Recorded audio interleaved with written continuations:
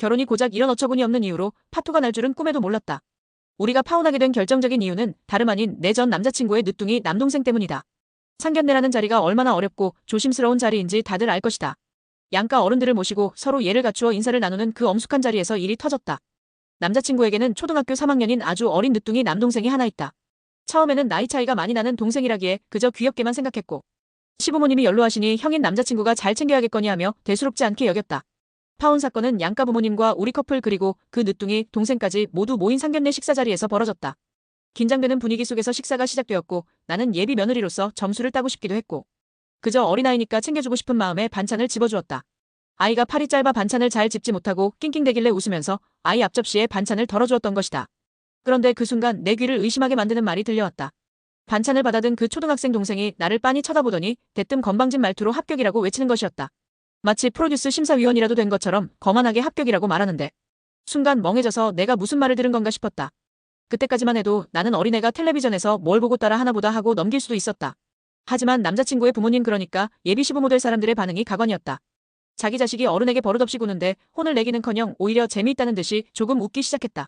그러면서 남자친구 어머니가 그 꼬마에게 우리 며느리로 합격이냐고 물으며 형아랑 결혼하는 거 허락해주는 거냐고 맞장구를 치는 것이었다. 이게 도대체 상견례 자리에서 나올 수 있는 농담인지 나는 내 귀를 의심했다. 무슨 물건 고르듯이 자기들끼리 합격이니 불합격이니 논하는 꼴이 너무나 불쾌했고 수치스러웠다. 내 부모님이 바로 눈앞에 앉아 계시는데 어떻게 사돈될 사람들 앞에서 저런 경박한 언사를 할 수 있는지 이해할 수가 없었다.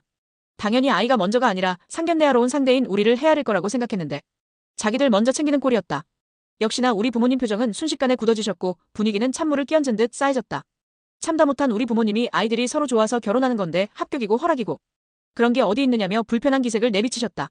상식적인 사람들이라면 여기서 아차 싶어서 사과를 하고 아이를 나무랐어야 했다. 하지만 그들은 끝까지 뻔뻔했다.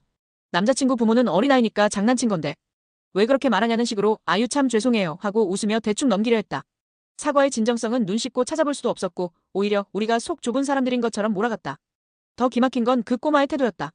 분위기가 심상치 않음을 느꼈는지 아니면 자기 장난을 안 받아줘서 빈정이 상했는지 처음에 발랄하고 까불던 태도는 어디 갔는지 이제는 입을 꾹 다물고 밥을 안 먹기 시작했다. 일종의 시위를 하는 것이었다. 남자친구 부모는 나나 우리 부모님의 기분은 안중에도 없이 밥 안 먹는 막내 아들 달래기에만 급급하고 식사 자리 분위기는 이상하게 흘러가고 있었다. 뭔가 우선순위가 잘못되어가는 것이 느껴졌고 앞으로 내 삶이 어떻게 그려질지도 훤히 보이는 듯한 장면이었다. 너무 과하게 생각하느냐고 할 수도 있겠지만 쎄하게 느껴지는 그런 크랙들이 나중에는 커지는 법이다. 이 집안의 싹수를 보니 내가 얼마나 서러울 것인지 그려진다면 나의 억측인가 아닐 것이다. 집으로 돌아오는 길에 나는 우리 부모님 볼 면목이 없어서 고개를 들 수가 없었다.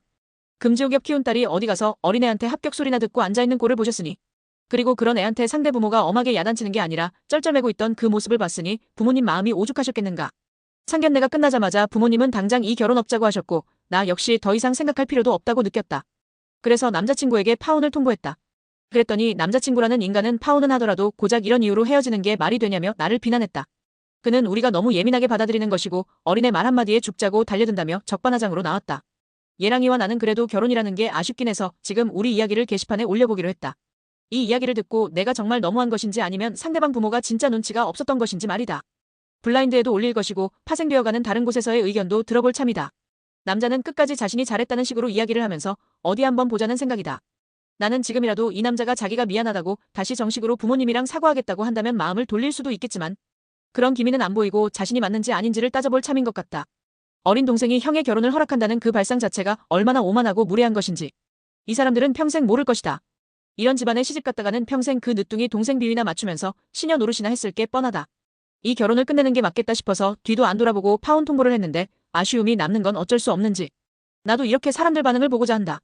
하지만 나는 내 존엄성을 지키기 위해 그리고 우리 부모님의 명예를 지키기 위해 파혼이라는 이 선택을 절대 후회하지 않는다.